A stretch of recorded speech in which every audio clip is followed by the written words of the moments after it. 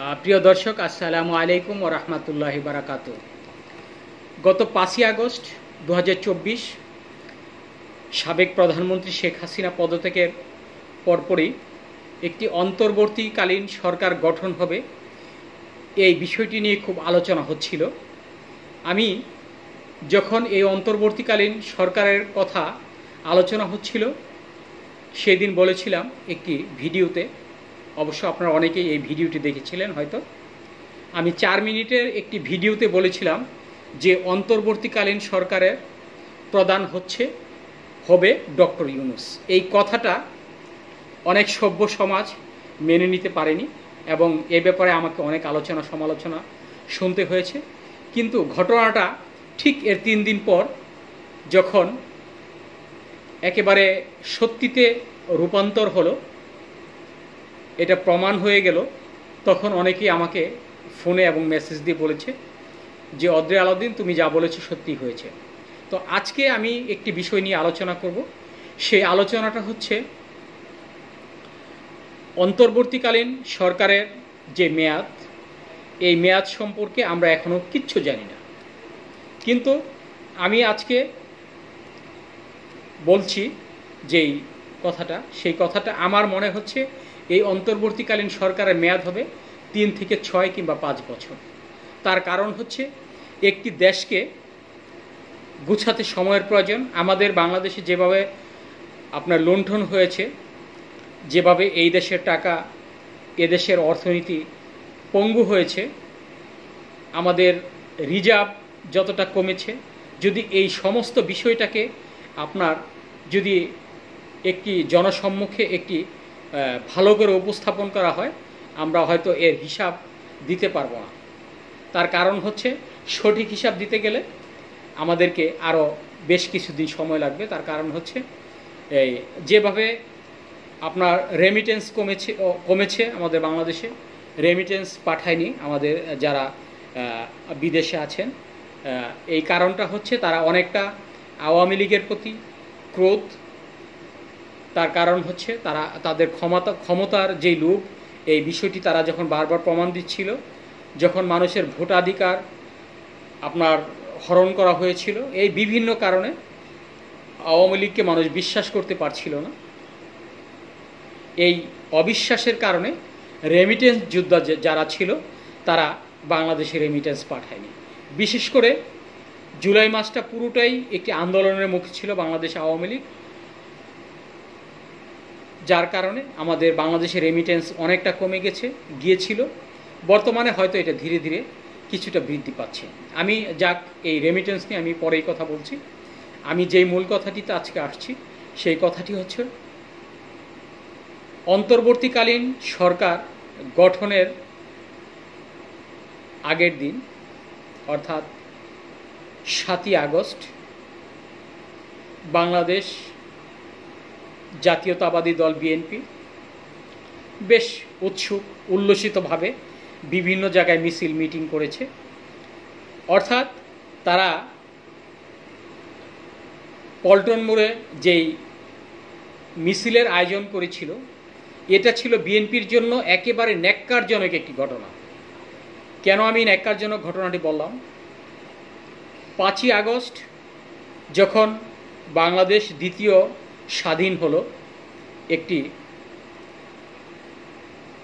একটি পার্টি থেকে, অর্থাৎ আপনারা যদি স্বৈর শাসন বলেন, আমি সেদিকে যাচ্ছি না, সে থেকে যখন মুক্তি পেল, বিএনপির উচিত ছিল এই যে ছাত্র সমাজ আন্দোলন করেছে, তাদের যে লাশ, তাদের যে রক্ত এই রাজপথে লেগেছিল, সেগুলো কিন্তু তখন শুকায়নি। সেই রক্তে পাড়া দিয়ে বিএনপি যেভাবে উল্লাসের সাথে, যেভাবে আনন্দ মিছিল বের করে তারা এই মিটিংয়ে যোগদান করেছিল, এটা ছিল পৃথিবীর ইতিহাসে জঘন্যতম একটি দিন। আমি কোনো দল মত কাউকে কটাক্ষ করে বলছি না, আমি যা সত্য সেটাই বলছি। আমি বিএনপিকেও ছেড়ে কথা বলছি না, আওয়ামী লীগকেও না, এবং জাতীয় পার্টিকেও না। আপনারা একটু চিন্তা করে দেখেন যে বিএনপি যেভাবে অনুষ্ঠানটা করেছিল লক্ষ লক্ষ জনতার মাঝে, তারা কিন্তু এই যারা শহীদ হয়েছেন তাদের রক্তের উপর পাড়া দিয়েই তারা এই মিটিংটা করেছিল। এটা কিন্তু মোটেও ঠিক হয়নি।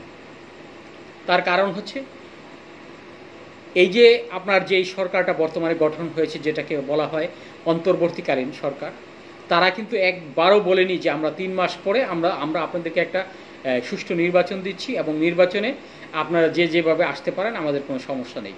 তারা কিন্তু একটি বারের কথাও বলেনি। তারা একটি কথা বলেছে যে আমরা দেশকে সংস্কার করব, আমরা দেশের কাজ করব, আমরা দুর্নীতিকে পিছনে ঠেলে আমরা একটি সুন্দর সমাজ এবং সুন্দর রাষ্ট্র আপনাদেরকে উপহার দেব। তার মানে হচ্ছে সময় দিতে হবে। সেই সময়টা কতদিন? সেই সময়টা কি 1 মাস, 2 মাস, 3 মাস? প্রশ্নই ওঠে না। সেই সময়টা হতে পারে 3 থেকে 5 বছর কিংবা 6 বছর। একটি দেশকে নতুনভাবে সংস্কার করা এত সহজ নয়। ডক্টর ইউনূস একটি দক্ষ ব্যক্তিত্ব, কিন্তু সে রাজনীতিতে কিন্তু দক্ষ নয়। সে অর্থনীতিতে যথেষ্ট পরিমাণ দক্ষতা রয়েছে। তার দেশের অর্থনীতিকে চাঙ্গা করার একটি মন্ত্র তার হাতে রয়েছে। আমরা জানি তিনি একজন নোবেল বিজয়ী একজন মানুষ। তাকে যদি আপনি একজন বিএনপির অর্থনীতিবিদের সাথে তুলনা করেন, আমি মনে করি আপনি সবচাইতে বোকা। যদি আওয়ামী লীগের একজন অর্থনীতিবিদের সাথে তুলনা করেন, আপনি তার চেয়েও বেশি বোকা। তার কারণ হচ্ছে ডক্টর ইউনূস একজন বিখ্যাত ব্যক্তিত্ব, বিখ্যাত লেকচারার, বিখ্যাত চিন্তাবিদ এবং বিখ্যাত অর্থনীতিবিদ। আপনি তাকে নাম উচ্চারণ করার আগে তাকে বিখ্যাত নামটি অবশ্যই আপনাকে বলতে হবে, আপনি যে কোনো দলের হন না কেন।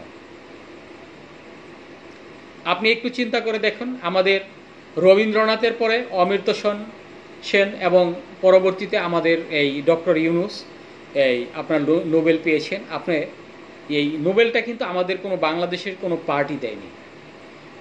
এটা একটি বিখ্যাত একটি পুরস্কার, যেটা পৃথিবীর ইতিহাসে যাদের নাম থাকে, যাদেরকে এই পৃথিবীর ইতিহাসে যাদেরকে খ্যাতি, যশ এবং একটা বিষয়ের উপর বিশেষ আপনার জ্ঞান রয়েছে, এইরকম ব্যক্তিদেরকেই কিন্তু আপনার নোবেল দেওয়া হয়, নোবেল বিজয়ী করা হয়।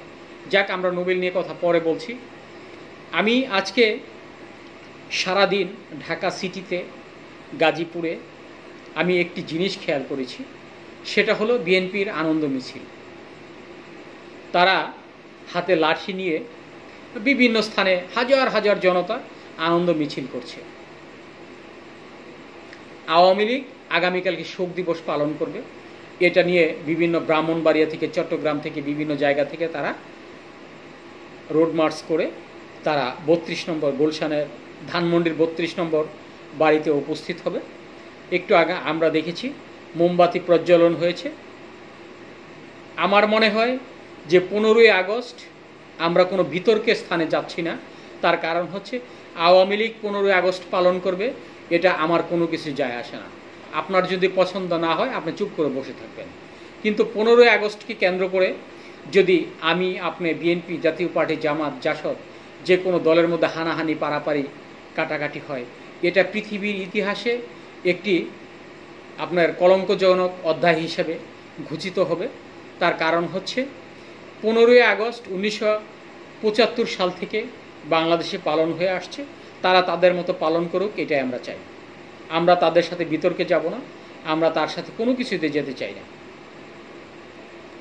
বিএনপি এখানে যেভাবে আপনি আনন্দ মিছিল করছে, তাদের মতো করতে দেওয়া উচিত।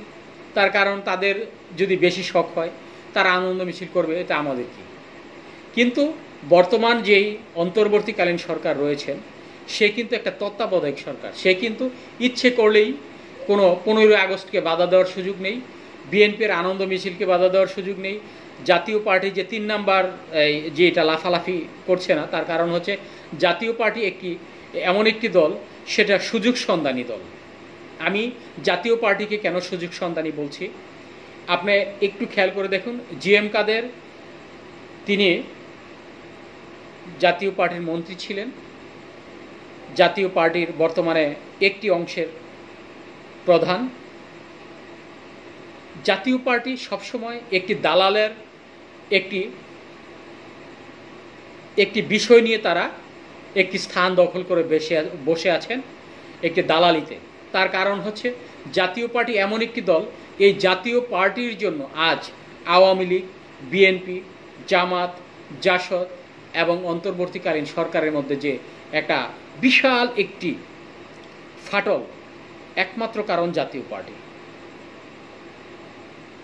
জাতীয় পার্টি তার কোনো কথার এবং কাজের কোনো মিল নেই। দুইবার আওয়ামী লীগ নির্বাচন করেছে জাতীয় পার্টিকে একটি মধ্যস্থতা করে। তার কারণ হচ্ছে যদি জাতীয় পার্টি এই নির্বাচনে অংশগ্রহণ না করত, আমার মনে হয় এই আওয়ামী লীগ কখনোই দ্বিতীয়বার তৃতীয়বার ক্ষমতা দখল করতে পারত না। তার কারণ কি, যখন বিরোধী দল না থাকে সে কিন্তু কোনো গণতান্ত্রিক দেশে, কোনো গণতন্ত্র, কোনো রাষ্ট্রে সেটা কখনোই সম্ভব নয় আপনার সংসদ গঠন করা, অর্থাৎ নির্বাচিত কোনো সদস্য হওয়া। জাতীয় পার্টি আওয়ামী লীগ কিন্তু দুইবার এই জাতীয় পার্টিকে সামনে রেখে তারা এই কাজটি করেছে। অর্থাৎ এখন বর্তমানে আমরা যা দেখছি আমাদের চোখে, এই একটি দল সাপ, একটি দল ব্যাঙ, আর একটি দল হলো পিঁপড়া। সেই প্রথম দলটি যেটা আওয়ামী লীগ, সেটা একটি সাপের মতো ফনা ধরে আছে, যে কোনো মুহূর্তে আক্রমণ করতে পারে। আর আপনার ব্যাঙ ওই পিঁপড়াকে ধরার জন্য বসে আছে। তো এখন ব্যাপারটা হচ্ছে, আমরা যেই দলই করি না কেন, আমাদের কথায় এবং কাজে যদি মিল না থাকে, তাহলে আসলে আমরা এই গণতন্ত্রকে কখনোই সুরক্ষা করার সুযোগ কোনোভাবেই নেই। গত 5ই আগস্ট শেখ হাসিনার পতনের পর জাতীয় পার্টি কিন্তু কোনো ভূমিকা পালন করেনি। তারা আনন্দ মিছিলও করেনি, তাদের শোক দিবসও পালন করেনি, তারা একেবারে নিশ্চুপ। আমার মনে হচ্ছে তারাই পৃথিবীর মধ্যে সবচেয়ে শান্তিপ্রিয় একটি দল, যে মিছিল মিটিং না করে তারা ক্ষমতায় যেতে চায়। জাতীয় পার্টিকে আমি বর্তমানে এই পজিশনেই দেখছি। আর সেটা জিএম কাদের তো একেবারে একটা অযোগ্য একটি দলের নেতা। তার কারণ হচ্ছে তার কথায় কেউ রাস্তায় নামবেও না, তার কথায় কেউ চলবেও না। তিনি ফিসাবেনিল্লাহ যতটুকু ভোট পায় সে পাশ করলেই হয়। অন্যান্য যারা একটু আমাদের চুন্নু ভাই আছেন জাতীয় পার্টির, উনি নির্বাচিত হন, আরও অন্যান্য নেতারা ঢাকা সিটি থেকে নির্বাচন হয়।